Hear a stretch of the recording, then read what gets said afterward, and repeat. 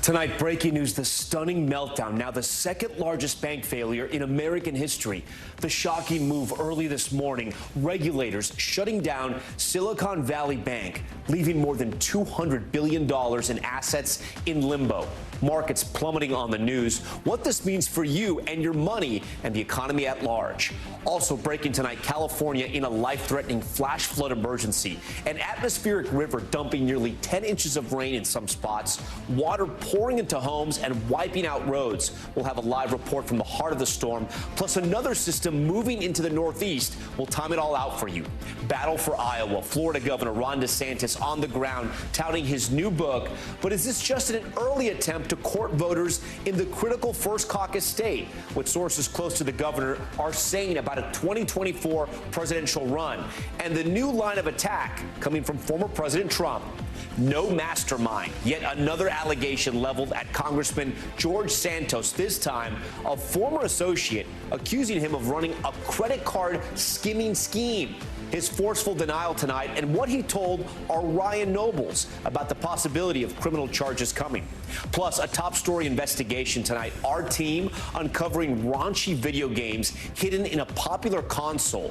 Parents who bought the Nintendo lookalike shocked to find lewd and racist games preloaded inside. The major retailer selling this X-rated product and what you should be looking out for.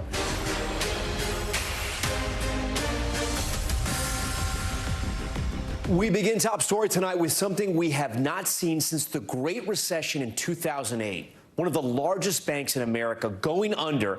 In fact, this is the second biggest bank failure in U.S. history, and we're going to walk you through what it all means. Silicon Valley Bank, which primarily services businesses and investors in the tech sector, abruptly shut down by regulators in California after a wave of customers pulled out their money. At the time of the meltdown, the bank was the 16th largest in this country with, get this, $175 billion in deposits. All of that money now being held by the government under a new name that is not very comforting. It is now being called the Deposit Insurance National Bank of Santa Clara. So what does this mean for everyday people who don't have money invested in Silicon Valley? Well, today we got one indicator from Treasury Secretary Janet Yellen, who said she is closely monitoring recent developments that concern a few banks. So a lot of big questions tonight remain. Will those people get their money back? In a few moments, you'll hear live on Top Story from our guest tonight who can't fund their payroll because their money was inside that bank. And will this crisis spread beyond Silicon Valley? We've got full team coverage here tonight to make sense of it all. We start with CNBC's Deidre Boza, who leads us off. Alarm outside headquarters of Silicon Valley Bank in Santa Clara, California today. They just came out and told us that the bank is shut down. SVB, the 16th largest bank in the U.S. with $175 billion in deposits, is now the biggest American bank to fail since the 2008 financial crisis. Its customers are primarily businesses and investors in the tech sector. The root cause of the failure here was a sudden and significant increase in interest rates, which, that part of the job of a bank is to manage interest rate risk, and that didn't happen here. Earlier this week, SVB disclosed it took a loss on the sale of bonds due to rising interest rates and announced it would sell shares to shore up its balance sheet. Its stock price plunged and customers rushed to take their money out. The FDIC now stepping in, telling customers they will be able to access funds by Monday, but the guaranteed amount per depositor, $250,000. A heart-stopping moment of this bank is done. Ashley Trenier is the CEO of healthcare startup Farmbox RX. Unable to access her money today, she fears she could be out more than $10 million. $250,000 isn't a ton of money to us when you're talking of 8 figures that's in the bank currently. Concern over today's collapse of SVB drove Wall Street lower. The banking sector alone down more than 4%. Treasury Secretary Janet Yellen. There are recent developments that concern a few banks that I'm monitoring very carefully. The immediate concern? The cash-burning startups who have millions in SVB and may not be able to access the money they need to pay bills or make payroll. At this point, the issue seems contained to this one bank. SVB was so heavily focused on these startup tech companies that its business model put it in a risky position the major banks don't face in the same way. Tom? Idra Boza leading us off tonight here on Top Story. For more on this shocking shutdown, I'm joined now by Jack Singh, an advisor for Avahi Incorporated, an Amazon Workspace cloud consulting partner, so a tech company, obviously. Jack, thanks so much for joining us tonight. I know it's been an incredibly stressful 24 hours. I want to walk our viewers through what happened to you. Your company had considerable funds, or I should say has, hopefully, considerable funds tied up in SVB, and almost immediately after hearing the bank was in trouble, you started trying to send wire transfers, right, from SVP to an account, I understand, at JP Morgan Chase. But when those weren't going through, you even went so far as to drive to the bank's headquarters yourself to see if you could withdraw $40,000 to meet your payroll, or at least part of your payroll. Pick up the story from here. Yeah, definitely. So we heard yesterday that there might be some issues, and we had payroll that was coming up on Friday. So I was told by my CFO to go and schedule the wire transfers to get out yesterday as opposed to today, knowing what was happening with Silicon Valley Bank. For the first half of the day, we just were simply not able to schedule any wires. Their systems were not accessible. Later in the day, we were able to schedule the wire transfers, but this morning, when around 8:39, they hadn't gone out, I decided to just take a trip to the bank and figure out if there is any chance of getting the money out to pay the payroll. But as I went to the bank, the doors were shut. There was a notice up on there by FDIC, and which put us in a bit of a scramble mode where I had to go. Jack, can I stop you right there? I mean, what is that experience like? To work hard, to be part of a business that is thriving, you want to pay your employees, and you go to the bank and you're seeing police outside, you're seeing statements on the window, and you can't get your money. It is definitely scary. Look, part of the reason being a startup, you definitely, the employees that you bring on, the way you have them buy in is that we will take care of them, that they don't have to worry about their payroll at the minimum. And we're doing the things the right way. But then suddenly when this happens, it definitely makes you question what's happening with the banks, what's happening with the system. We have been in just damage control mode overall on how to get the payrolls out today for the employees who've been working hard. They don't have any reason to not get paid. So how are you paying them? I'm lucky enough to have some savings in my personal accounts, which I bank with a different bank. And wait, you're using your personal money now? You're using your personal money to cover the payroll? That's correct. I'm hoping that by the next payroll, some of this will be resolved, and we hopefully would have access to our funds. If not, then we are thinking about what that would look like as well. Has the bank told you anything? Have they called you? Have they apologized? Have they told you they're going to get you your money? No, that is the frustrating thing with Silicon Valley Bank. We just simply haven't been able. We have been trying to get somebody on the phone since yesterday. No calls, no communication yet. The only communication we have seen is through FDIC. And then, Jack, if you could tell our viewers briefly what happened. I read about this in the Wall Street Journal. What did your son do when he saw you stressed out last night? So I was on a call and I was stressed out. And I was telling him that, hey, I need to go to the bank to figure a couple of things out. And he overheard some of the conversations with my wife. He ran inside his room.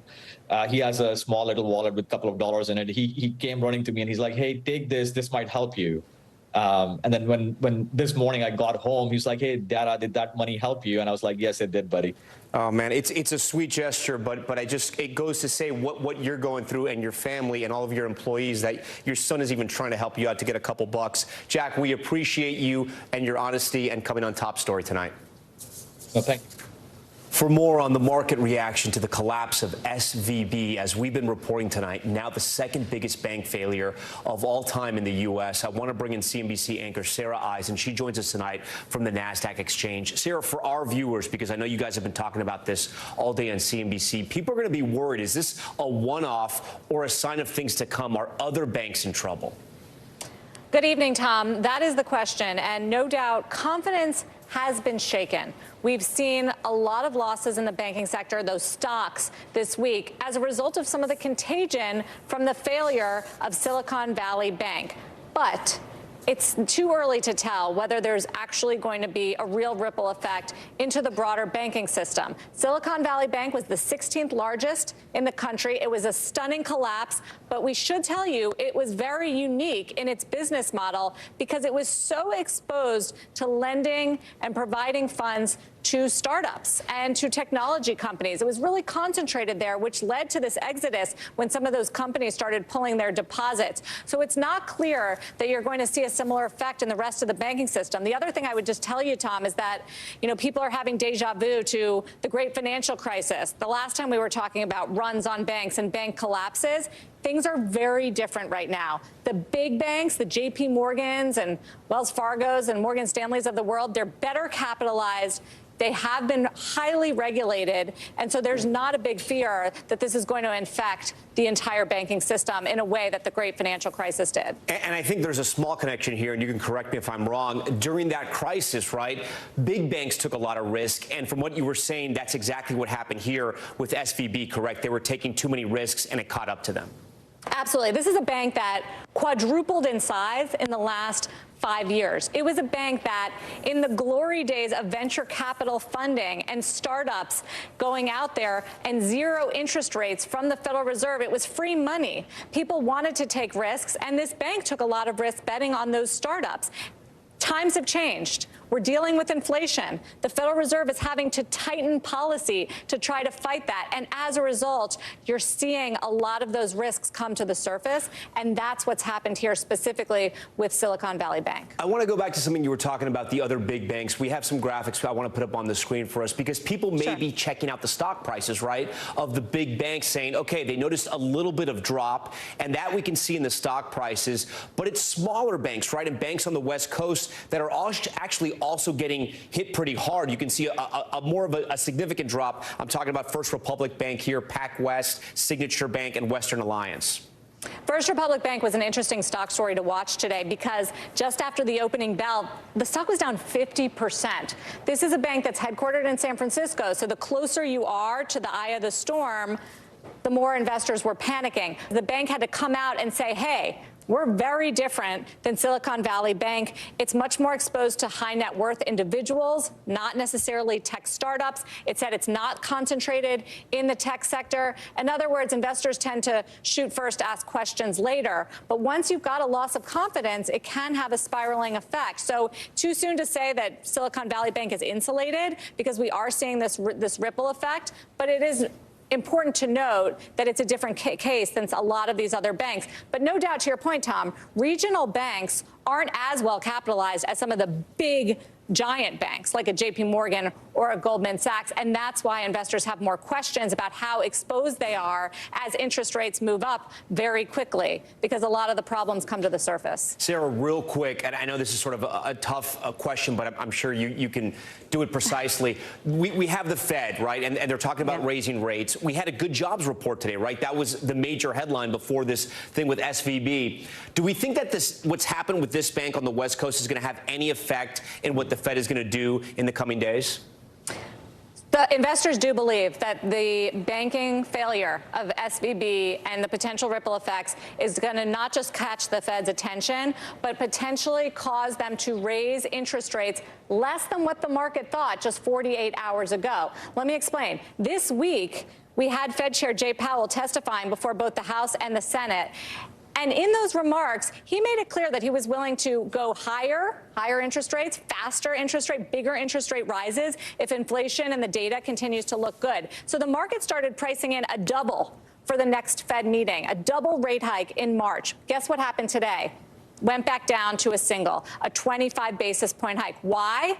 Because so far in this entire cycle that the Fed's been raising interest rates, we haven't seen a ton of pain, both in the economy and in the financial markets. However, when you have word of liquidity issues, a bank failure, system stress like we saw today, that is certainly an indication that the Fed interest rate hikes are having an impact on the system, and they're going to have to proceed very cautiously when it comes to interest rate hikes. So the market thinks they're going to have to do less, and that's what the pricing in the bond market told you today. Sarah Eisen, a great night to have you on tonight. We do appreciate it. We now turn to our other major headline, a state of emergency in hard-hit California after that devastating snowfall trapped so many. Heavy torrential rains and severe flash flooding slamming the state. Predicted rain amounts through the weekend staggering 8 to 12 inches along the northern central coast and 6 to 9 inches in the Sierra Nevada foothills. They are getting no relief whatsoever. And on the East Coast, millions facing major winter weather. Miguel Almaguer reports. Tonight, this is the life-threatening flash flooding swallowing neighborhoods and washing away homes. In cities like Springville, widespread evacuation orders are now underway. It's crazy. I've never seen it like this. This, the first of two powerful atmospheric rivers dousing waterlogged California, triggering a state of emergency in 34 counties, the National Guard deploying to the hardest hit regions as this unrivaled, unparalleled weather event washes across the state. If you're told to evacuate, please do so as soon as possible. Never drive through barricades or road closures. With highways in Northern California underwater or covered in snow and ice, rivers and creeks are raging. Near Santa Cruz, hundreds of homes are cut off after a connecting road washed away. We've been here about 20 years and we really haven't seen anything to this extent. Today, the president approving an emergency declaration for the entire state after a series of storms and at least 2 deaths. As major dams open their spillways for the first time in years to mitigate flood control, tens of thousands have lost power, many suffering damage. Up to 12 inches of rain could drop. The Pineapple Express funneling warm moisture from Hawaii, unleashing a water hose on California. The rain could melt the historic snowpack, where avalanches and flash flooding are some of the worries. The power being off has been really difficult. Today's snow also making travel treacherous in states like Iowa and Michigan, with some 20 million across the country under winter weather alerts. But tonight, it's California facing the wrath of another atmospheric river and the fury of flooding. Miguel Almaguer joins us now live tonight from Cambria, California. Miguel, we can see the water on the ground there. What's the latest on the evacuations in the area? Well, Tom, this neighborhood was evacuated just a short time ago. They took more than 12 people out of here. Those evacuation orders are still coming on a rolling basis. And we should also point out tonight, Tom, across the state of California, there's about 60,000 people without power. Tom. Okay, Miguel Almaguer with a lot of developments out there on the West Coast. Miguel, we appreciate it. For more on this weekend's dangerous winter weather and what California is going through right now, NBC News meteorologist Bill Cairns joins Top Story tonight. Bill, walk us through it. Yeah, good evening, Tom. So the heaviest rain has shifted now southwards down around Santa Barbara into Los Angeles. We're going to have minor flooding in these areas. We still got a plume of moisture coming up in the central Sierra. So the main atmospheric river, the heavy stuff is ending. We still have numerous areas with flash flood warnings and a couple flash flood emergencies. That means those are areas and towns that are getting inundated with water at the current time. So this is what we're going to deal with as we go through the weekend. Most areas are going to get another inch or two. So we're not going to see widespread flash flooding, but we'll see isolated concerns, especially for mudslides and landslides. The heaviest rainfall will actually shift this weekend northwards. And it's still pretty crazy. Above about 6,000 to 7,000 feet, it's still snowing hard in the Sierra. We're going to pick up 2 to 6 additional feet, not inches, feet at the highest elevation. I mean, they can't keep up with it. It's just insane, especially if you drive up Interstate 80 there through the passes. More snow this weekend. And as Miguel was saying, another atmospheric river is coming in Tuesday. It'll start Monday in Northern California. Another significant flood threat, especially with how wet things are right now. Heading to the northeast, snowy ride for you on the New York State Thruway from Syracuse to Albany. Anyone traveling from Oneonta all the way down through Binghamton, Scranton to the Catskills, that's where you'll have some snow. But my eyes are already fast forwarding, Tom, to our storm system. This is going to be Tuesday morning. It looks like we're not going to get away with a nor'easter-free winter. It looks like this could be a significant storm. Anyone with travel plans in the Northeast, Monday night and Tuesday, pay close attention to that forecast. As much as 1 to 2 feet of snow in the high elevations. All right, Bill, I may actually know somebody. Thanks for that. We appreciate it. Turning now to politics, where growing legal troubles continue to loom over former President Donald Trump. This is Florida Governor Ron DeSantis, a potential 2024 candidate and rival, makes a stop in Iowa today, touting his success and taking some swipes at the former president. Kristen Welker has this one. Tonight, signs of growing legal troubles for former President Trump. NBC News has learned his legal team is meeting with him this weekend and has confirmed Mr. Trump has been told he can testify before a grand jury in New York as a part of an investigation into hush money paid to an adult film star. No indication if he will comply, but legal analysts say such an invitation indicates the investigation is near its end and could be a sign prosecutors are considering charges. Mr. Trump's attorneys told NBC News he was not told charges would be forthcoming. On his social media site, Mr. Trump saying overnight he did absolutely nothing wrong. A spokesperson for the former president blasted the Democratic district attorney, accusing prosecutors of a witch hunt. While tonight in Iowa, indications Mr. Trump could soon be getting a new challenger. I bring greetings from the free state of Florida. Florida Governor Ron DeSantis has not officially made a decision yet, but according to the Washington Post, citing two people familiar with DeSantis' comments, he's indicated privately that he intends to run for president. DeSantis sounding every bit like a candidate already. We will never, ever surrender to the woke mob. Our state is where woke goes to die. And taking a not-so-veiled swipe at President Biden and the Republican frontrunner, fellow Floridian former President Trump, for their handling of the COVID crisis. DeSantis emphasizing he ended COVID restrictions in Florida earlier than the federal government. The state of Florida stood as a refuge of sanity. We were right and they were wrong. Mr. Trump is still dominant among Iowa Republicans, but there are signs voters are open to new options. In a new poll, Trump's numbers have dipped. Only 47% of Republicans say they would definitely vote for him if he were the GOP nominee, down from 69% in June of 2021. And Tom, we're watching another headline tonight. In a rare unanimous vote, the House and Senate have called on President Biden to declassify the intelligence about the origins of COVID. Tonight, I asked the president if he plans to sign that bill. He said he hasn't made a decision yet. And all of it comes after the FBI and Energy Department assessed COVID came from a lab leak in China, though important to note, there's no government consensus on the origins yet. Tom? All right, Kristen Welker with a lot of new reporting on a Friday night. Kristen, thank you. We want to stay in Washington now. Embattled Congressman George Santos finding himself in yet another controversy, this time involving an alleged credit card skimming scheme. Santos claiming he's innocent and, quote, no mastermind. Those are his words. NBC's Ryan Nobles tracked down Santos and pressed him on those accusations.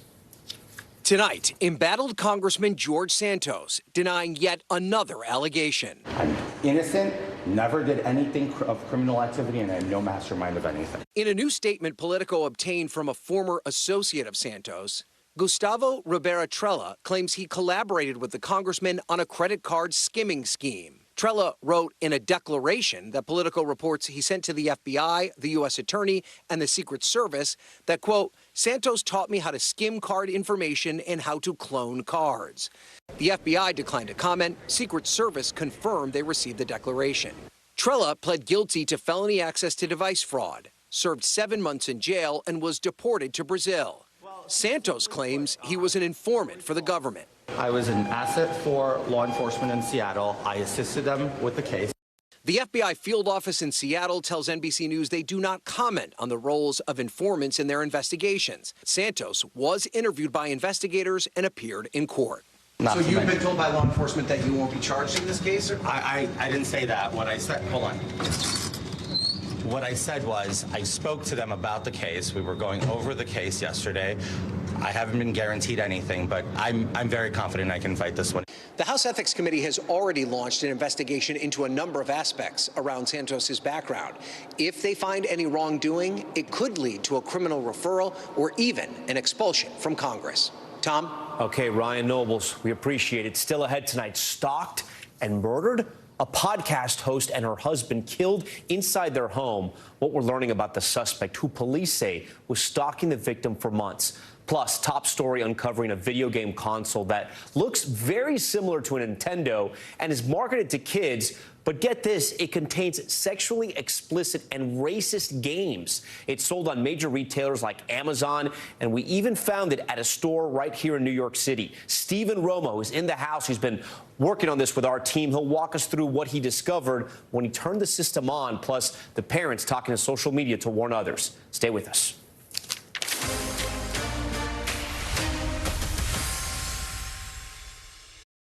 We're back now with a top story exclusive. An affordable video game console sold on major retailers containing hundreds of preloaded games.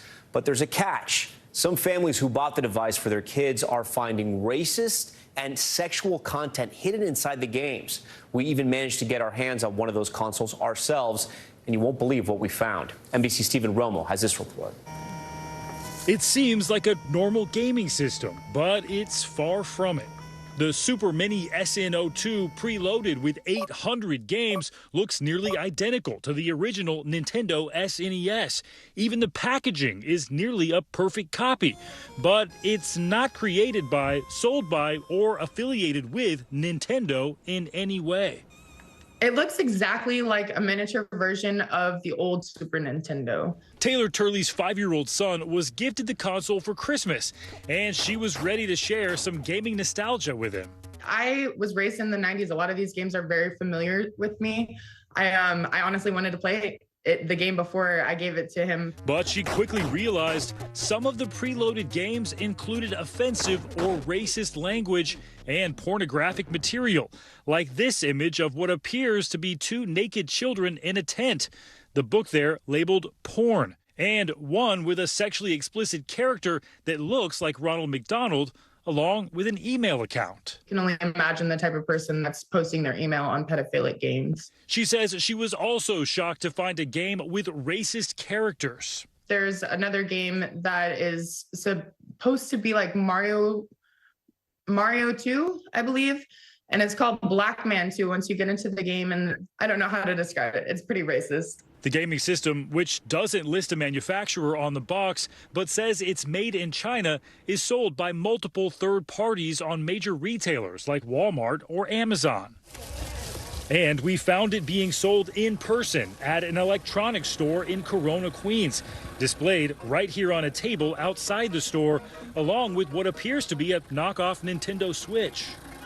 Here is the loading screen, and we see Luigi here, like a cartoon version of Luigi, very familiar. Looks like a fun game so far. Everything looks pretty normal. But as we kept scrolling, we're deep into the games now. It's 111 is the number of games that we've gotten to get to this screen. And on the same page, we have Mickey Mouse 3, which sounds like a game. Sure, you'd let your kids play that. That's fine. But on the same page, we have one that sounds much more explicit and questionable. And then as we hit play, we were even more shocked. Okay, right off the bat, that's not the Mowgli I remember. It would just be a normal game if it weren't for Mowgli being naked. We've reached out to Disney for comment on this, but have not heard back.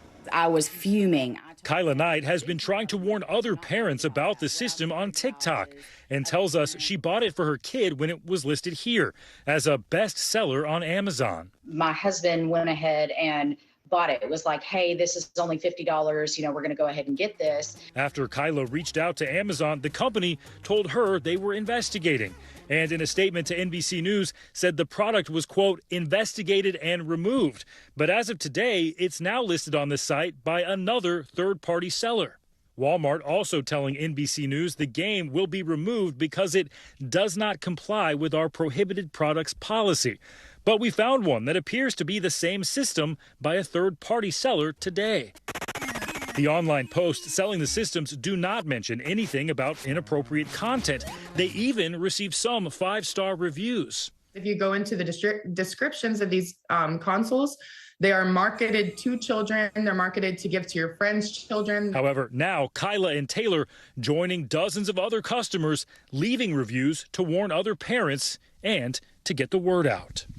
That's all I wanted to do with this whole topic, was just make sure that parents knew what could potentially be on presents that they're buying for their kids. My warning would just be to make sure that you go through the console yourself and test out these games. Even if you're not interested in playing it, just be aware of what your child is taking in all accounts.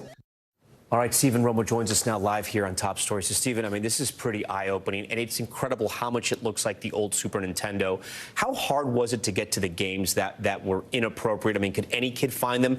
And you found things that were even sicker than what we saw in your story, correct? Yeah, stuff we could not include in the story, definitely on this game. That's one of the weird things about it, though, is if a parent gives this to their child, they might look through it for a while and not find anything. But after scrolling just a few pages down, all of a sudden you see some strange titles that seem racist. The games themselves are actually pretty normal, but then you get to the ones like we saw, the Jungle Book version. There is a normal version of the Jungle Book as well, but then for inexplicable reasons, there's this sexually explicit version in there, and there are some totally good games, some nostalgic games. I played the Star Trek game. That was actually pretty fun for a while. That's why I don't understand the reason that this product would actually have that. It'd be good to get a response from the manufacturer, but there's actually not one listed on the box. So yeah, some sick puppies out there, and we thank you and the Top Story team for finding this out so we can let parents know. When we come back, the major Yeti recall. You may have one of these widely popular coolers at home. Why regulators are warning they could cause serious injury. We'll explain. That's next.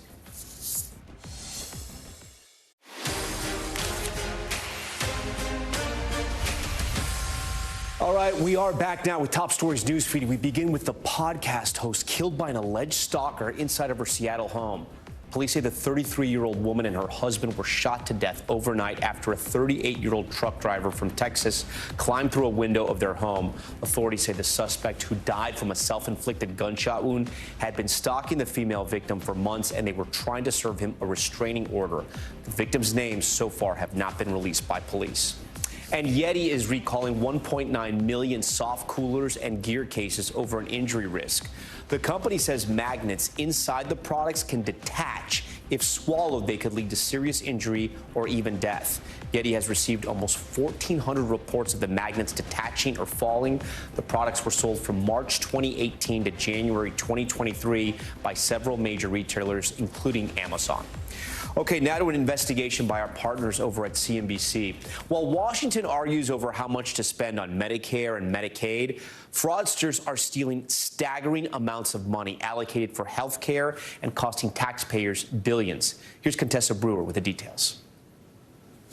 This is the face of healthcare fraud. A Miami businessman counting stolen Medicare money in this video secretly recorded by a government informant.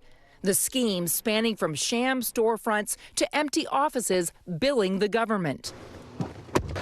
We're going to head over to a durable medical equipment company. Omar Perez-Ibar is Florida's special agent in charge for Health and Human Services, Office of Inspector General. He took us on a rare ride-along to show how the fraud works.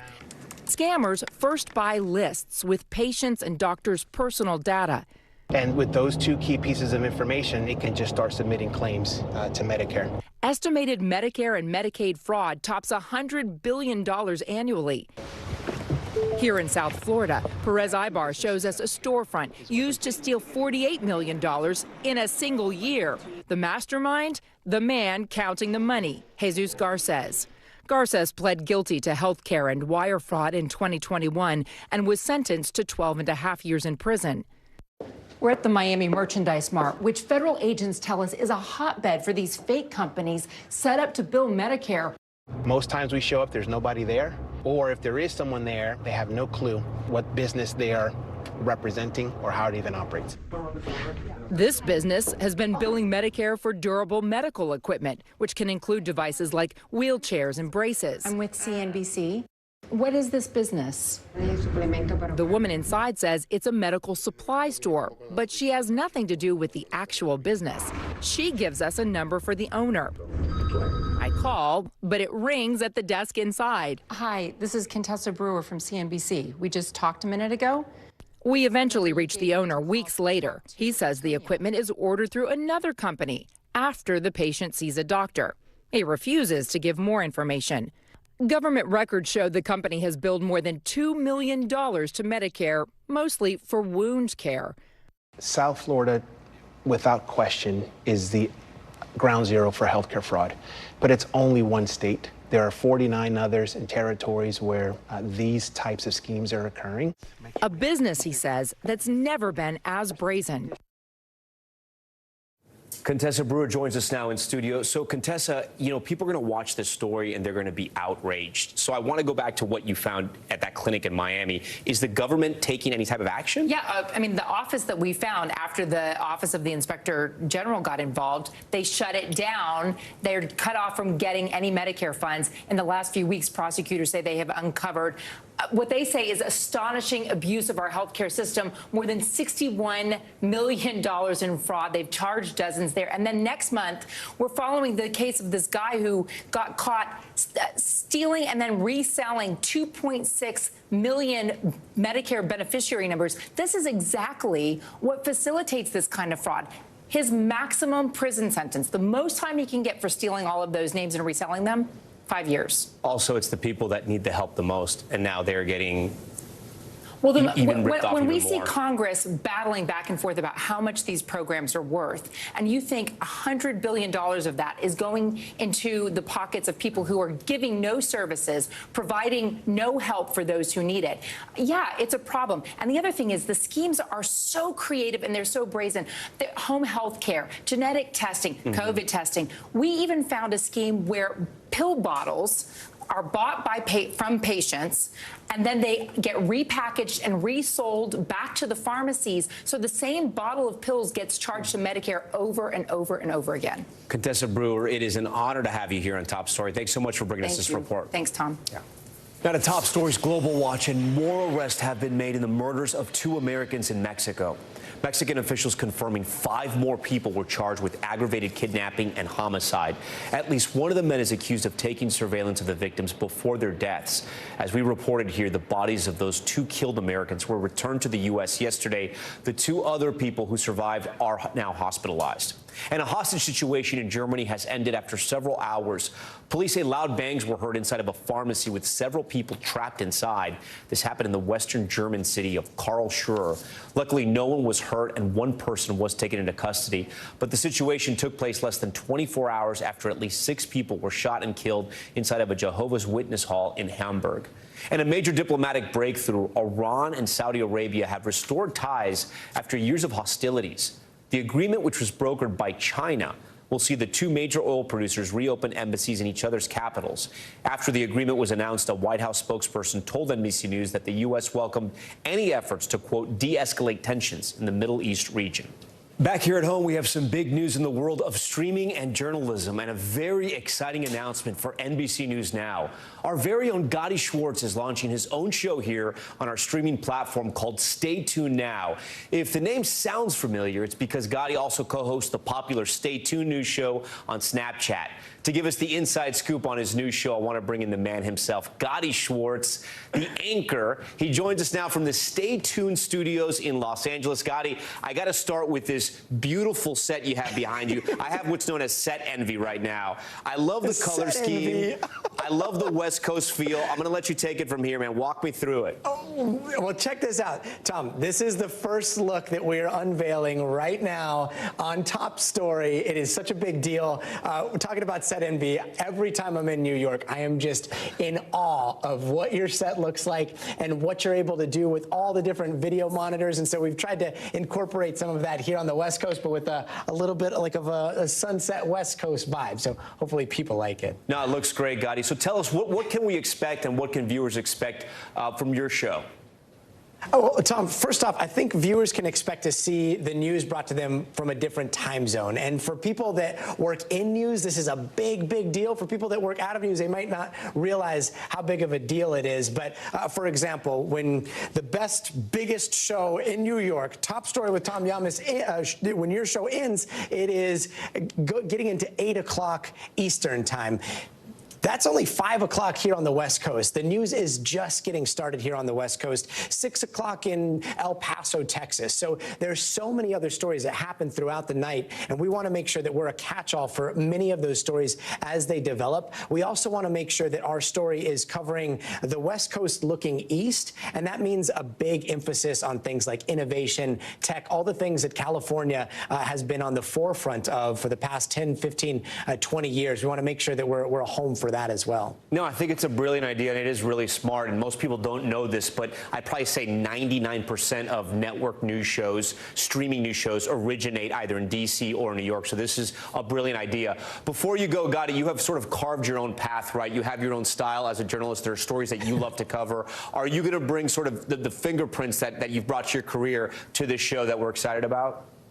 I hope so. I hope so. And for me, I think about the future constantly, and I think that a lot of viewers, they want to know what's happening today, but they also want to know what's happening tomorrow. So even the name Stay Tuned, it's a double meaning. And not to get too philosophical, but it means you're in the know on what's happening today, but you're also staying tuned for what's going to happen a week down the road, 2 weeks down the road, a year down the road, 2 years down the road. So we're going to make sure that we are paying homage to everything we think is going to happen in the future, whether that's good, whether that's bad, whether that's progress, whether it looks apocalyptic.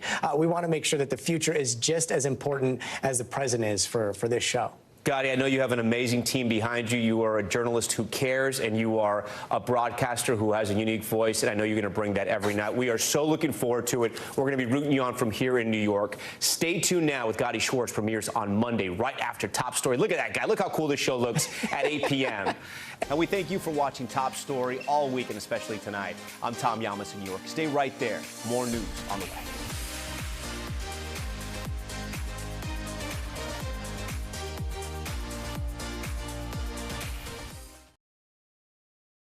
Thanks for watching our YouTube channel. Follow today's top stories and breaking news by downloading the NBC News app.